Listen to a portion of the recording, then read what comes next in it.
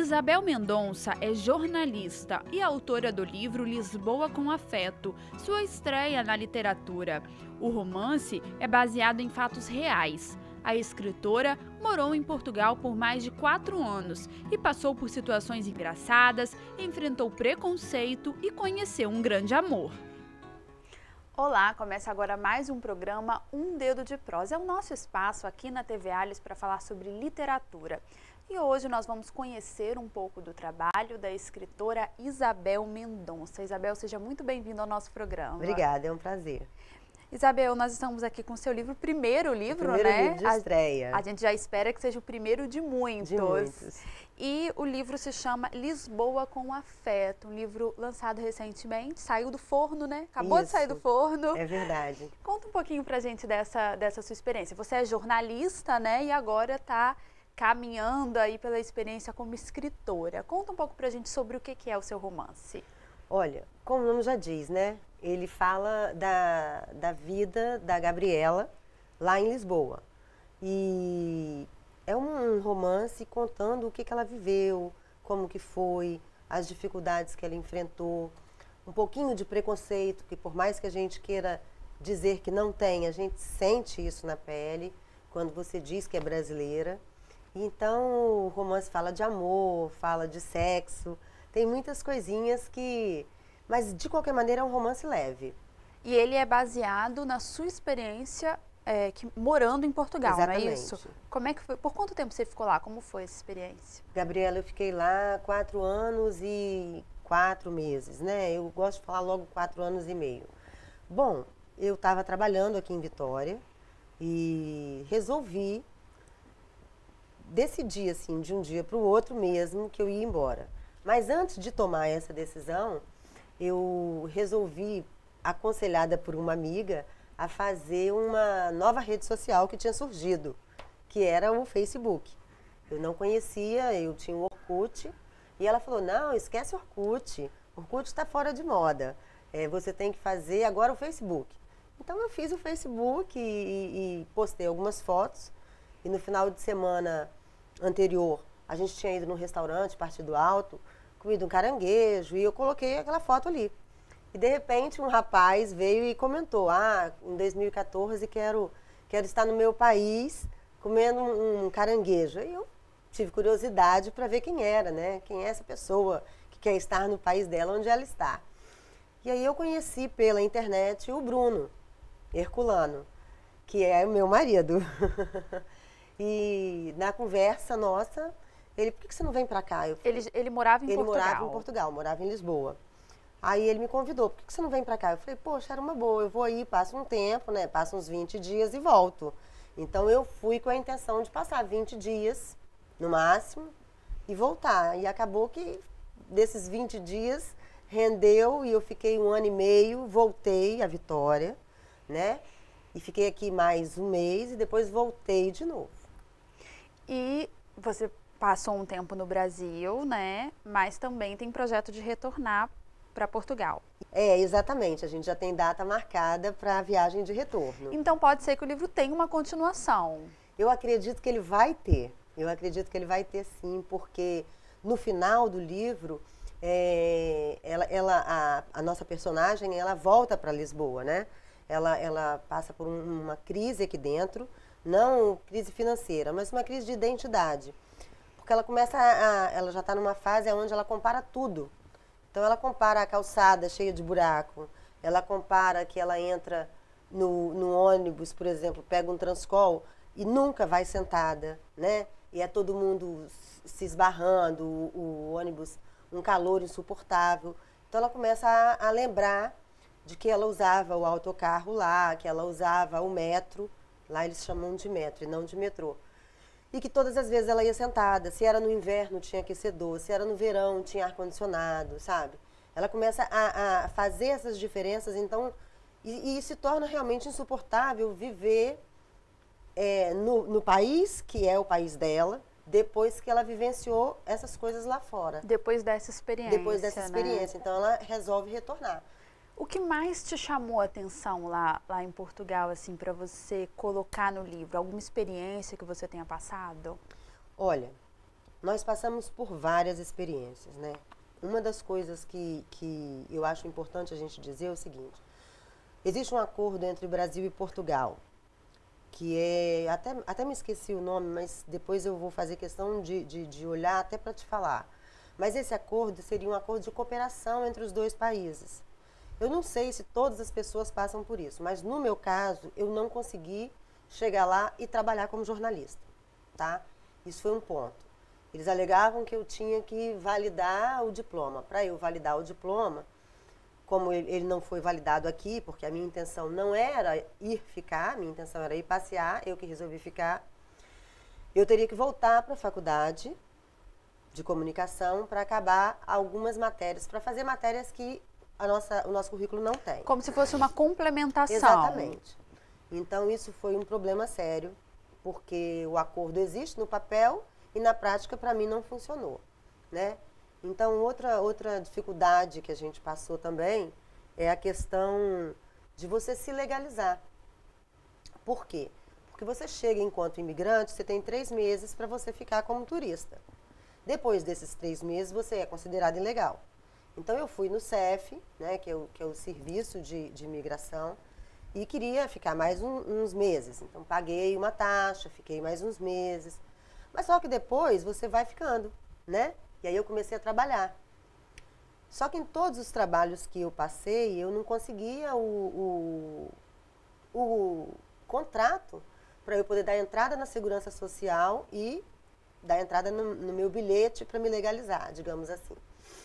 Então, eu trabalhei numa empresa que era uma empresa de cosméticos, muito bons os cosméticos, são oriundos de Israel. Tem até uma aqui no Shopping Vitória, se não me engano. E essa loja, essa indústria, né, ela contratava brasileiras. E eu achei ótimo contratar brasileira, porque eu falei, nossa, eu vou ser contratada na hora. Mas depois eu fui entender o que estava acontecendo por trás daquilo ali. A princípio eu não sabia. Então eu entrei na empresa e o salário de 400 euros fixo, que era abaixo do salário mínimo de Portugal. Mas você poderia fazer muito mais do que isso se você vendesse de comissão. Mas eles não te davam uniforme, não te davam alimentação, você tinha que trabalhar em pé o dia todo, né, nos quiosques que tinha espalhado por todos os shoppings.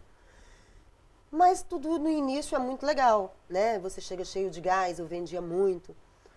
Quando eu fui procurar me legalizar, eu não conseguia. Então, eu recebi, depois de estar trabalhando lá quase 6 meses, eu recebi uma proposta para ir trabalhar em um outro emprego. Então, quando eu pedi para sair, a gerente brasileira, falou assim para mim, Isabel, você vem aqui na semana que vem que a gente vai acertar as suas contas. Na semana seguinte, eu cheguei para acertar as contas e eu não tive o salário que eu teria que ganhar de acordo com o que eu tinha planejado, com o que eu tinha vendido. Então, ela me deu 70 euros. Eu falei assim, mas isso é o quê? Ela falou assim, 70 euros porque você não cumpriu o aviso prévio. Aí, quer dizer, nós estávamos lá em Portugal, sem estar legalizado, e ela queria que eu cumprisse um aviso prévio de uma empresa que não me dava garantia de nada. Aí eu falei bem assim, não, mas isso não existe. Eu nem existo para a segurança social aqui. Ela, não, mas é assim que fulano, né, o proprietário mandou acertar com você. Então eu peguei o envelope que veio 70 euros, devolvi e falei assim, olha, você faz o seguinte, transmite meu recado. Se dentro de uma semana ele não entrar em contato comigo, eu vou acionar a justiça. Aí ela falou assim, a justiça portuguesa? Então aciona. Assim, uma brasileira que já estava legalizada e não me deu a mínima, né? Claro, ela estava ali lutando pelo dela. E foi exatamente o que eu fiz. Uma semana depois eles não entraram em contato.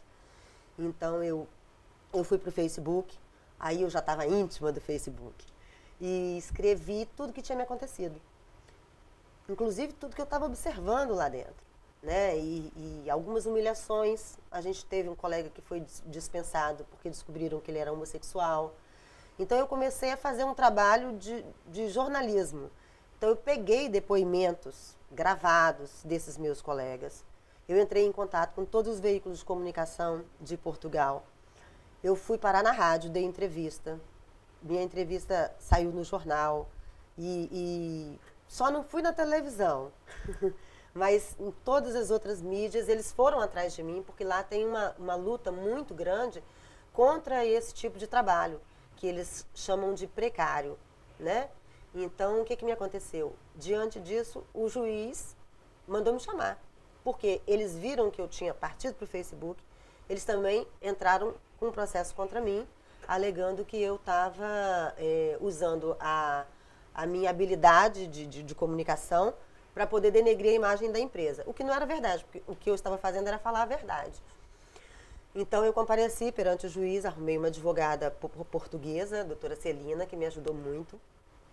E perante a autoridade portuguesa, que eles chamam assim, eu perguntei a ele se ela tinha que falar ou se eu podia falar, e ele disse que eu podia falar. Então, eu comprei a Constituição portuguesa, decorei a Constituição toda, e cheguei lá perante ele, e a primeira pergunta que ele me fez foi: você fala mal do país que te acolheu? Aí eu rebati, né? Falei, não estou falando mal de Portugal, não estou falando mal do vosso país. Pelo contrário, eu quero ficar bem aqui. Acontece que, o que está me acontecendo? Um imigrante veio para cá, se deu bem, venceu, e ele simplesmente agora está tratando, não só a mim, mas todos os meus colegas dessa maneira. A gente não consegue se legalizar, a gente não tem um contrato, a gente não tem um seguro social, e comecei a expor para ele o que estava acontecendo. E aí tinha anexado ali as entrevistas que eu tinha dado nos jornais e na rádio também. No final do processo, para resumir, eu ganhei a causa. A empresa teve que me pagar 960 euros, que é um dinheiro muito bom.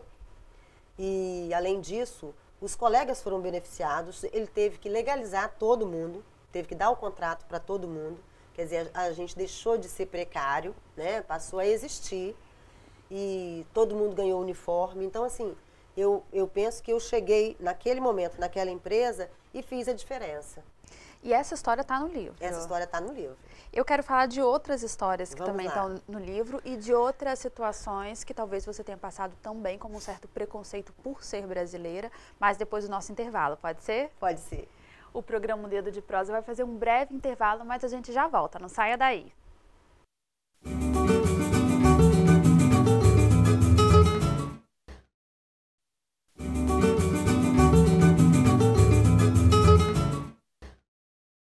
Olá, estamos de volta com o segundo bloco do programa Um Dedo de Prosa, hoje conhecendo um pouco do trabalho da escritora Isabel Mendonça. Ela é autora do livro Lisboa com Afeto, já contou pra gente que traz as experiências dela, né, um livro totalmente baseado em fatos reais, a sua experiência morando em Portugal. Você passou por muitas situações constrangedoras ou de preconceito por ser brasileira? Você contou essa história da empresa que você trabalhou, que inclusive você foi para a justiça, enfim. Por ser brasileira, você acha que existe um preconceito muito grande lá? Olha, o que acontece, assim, em Portugal, eu acho que foi um problema. Logo quando começou esse lance de imigração, que as pessoas iam para lá, isso, assim, há mais de 3 décadas atrás. Não, há bastante tempo, eu vou dizer assim, nos anos 70, quando o pessoal começou a ir. O que acontecia?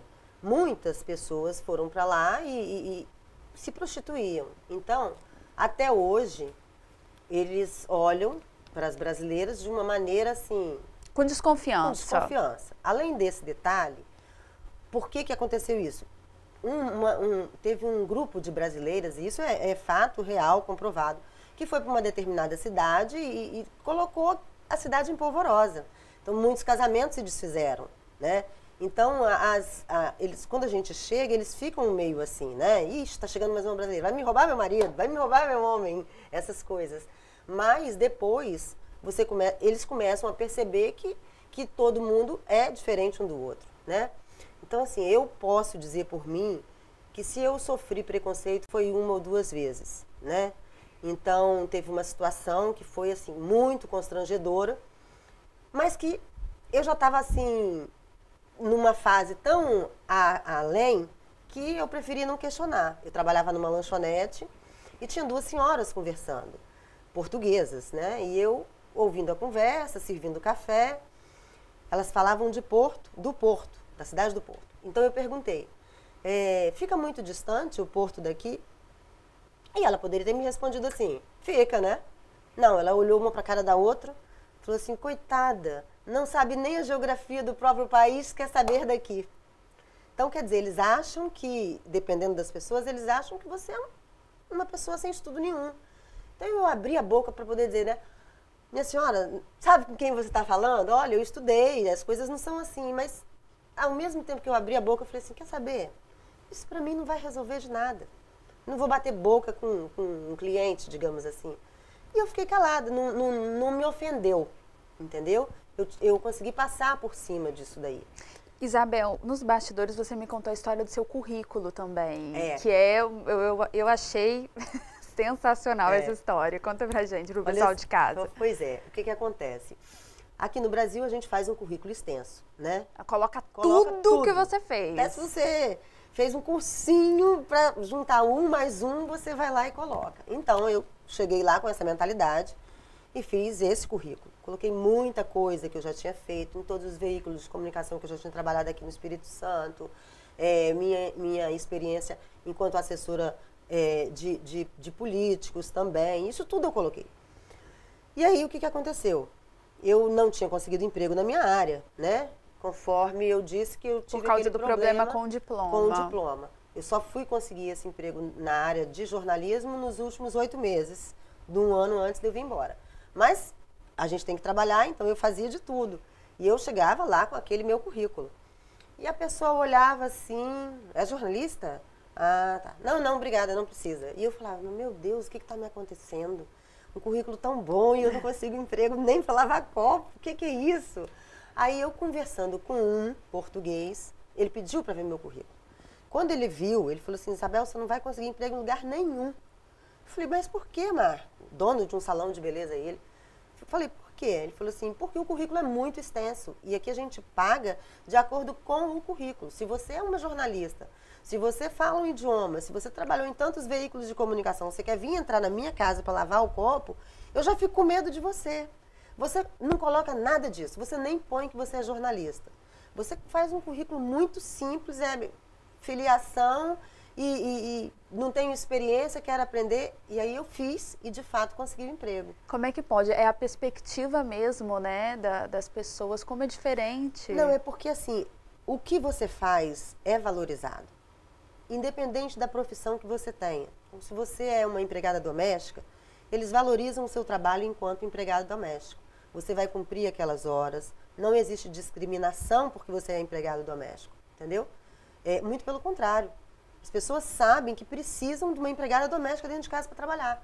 Então, aquela pessoa ali, ela tem valor, né? Se ela faz a unha, se ela é manicure, se ela faz depilação, se ela varre rua, seja o que for, o trabalho, ele é valorizado. E você recebe por ele, diferente daqui.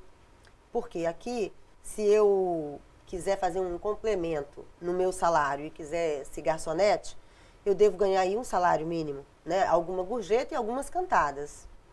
Lá não. Não que não tenha cantada. Tem. Mas você vai receber as gorjetas, você vai receber o seu salário e no horário certinho você vai embora, você vai entrar no horário certo, os dias de folga são respeitados, entendeu? E você sai dali e ainda vai para outro trabalho, porque você tem uma valorização da categoria. A sua experiência lá como jornalista, você falou que nos últimos meses você chegou, né, a trabalhar como jornalista. Como é que foi essa experiência, Isabel? Bom, foi o seguinte, eu fui para o Sindicato de Jornalistas de Portugal com toda a minha documentação. Então eu queria trabalhar na área e para isso eu precisava de que pelo menos eles me dessem um aval. E eu não consegui. Eles falaram bem assim exatamente o que todo mundo falava nos veículos de comunicação. Então eles falaram, o que a gente pode fazer é te dar uma carteira de correspondente internacional. Para isso você precisa de um veículo do Brasil, alegando que você trabalha aqui. Uhum. Então eu entrei em contato com um amigo nosso daqui, um jornalista que eu respeito muito, que é o Oswaldo Oleari. E ele tem um site, que é o domoleari.com, da Aldeia Verbal. Então eu peguei, ele me mandou a documentação, tipo assim, ele me contratou sem me contratar, né? Ele me contratou e eu passei a cobrir eventos e mandar para colocar no site. Ali eu provei para o sindicato que eu exercia a profissão, que eu não estava brincando. Então eu consegui a carteira e fui trabalhar num site lá de Portugal chamado Lisbon Click. Esse site funcionava como? Ele fazia cobertura das noites de Lisboa, dos eventos de Lisboa. Então eu fazia toda essa parte de texto, de programação, e foi assim muito, muito gostoso, muito legal. E qual é a sua perspectiva aí para a volta para Portugal? O que você está pensando? Além de um novo livro, claro. O novo livro realmente está nos meus planos. Que bom. Olha, Gabriela, é assim. Às vezes as pessoas me perguntam, Isabel, por que você quer voltar?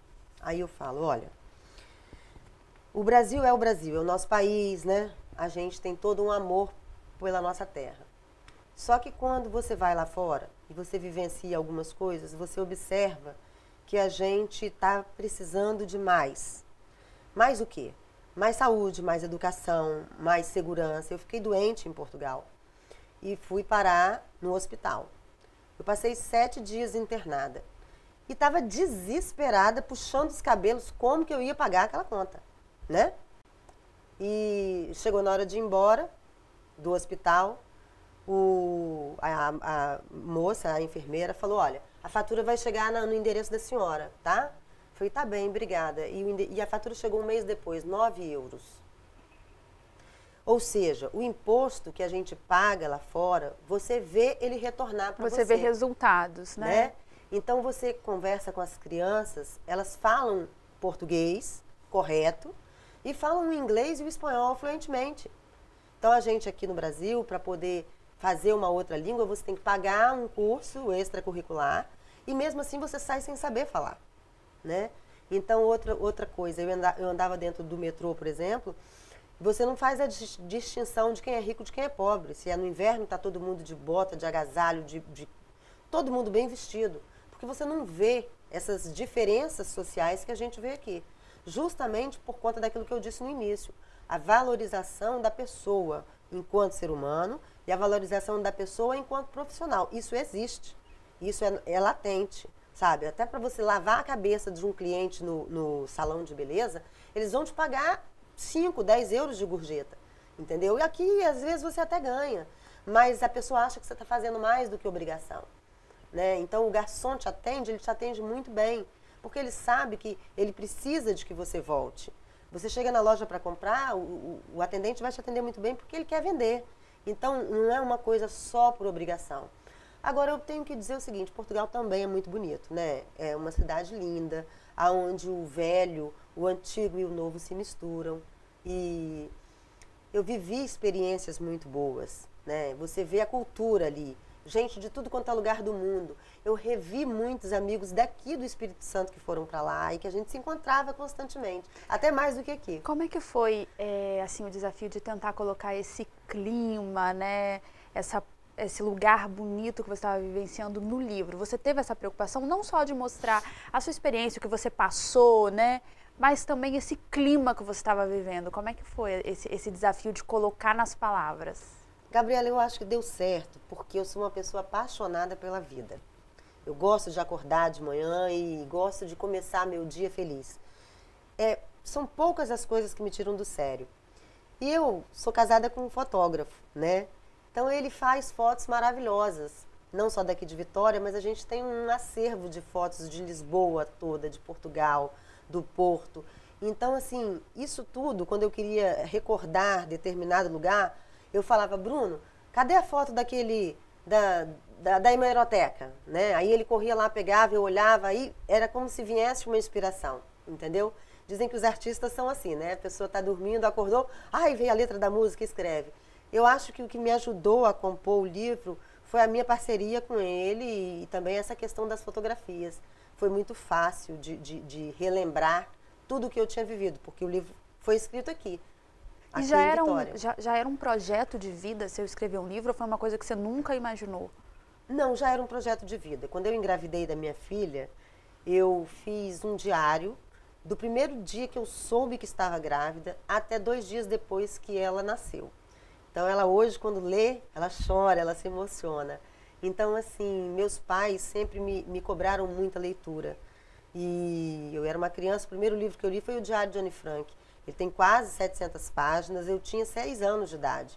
né? Então, na minha casa só foi ter televisão depois que eu tinha 12 anos. Não podia ter televisão, eu não tinha acesso. Acho que é por isso que eu gosto tanto de novela. Mas é apaixonada por livros também, né? Sou apaixonada por livros, então eu sempre li muito. E aí eu começava a escrever, daqui a pouco eu fechava, não vou saber fazer isso. E esse daí eu tenho que também falar aqui de uma pessoinha que eu gosto muito, trabalhou com você, a Aline Dias. A Aline me deu uma força muito grande, porque ela é escritora também, já fez 2 livros. E ela falou, Isabel, é muito fácil, começa a escrever, não se preocupa com título, não se preocupa com nada, vai fazendo.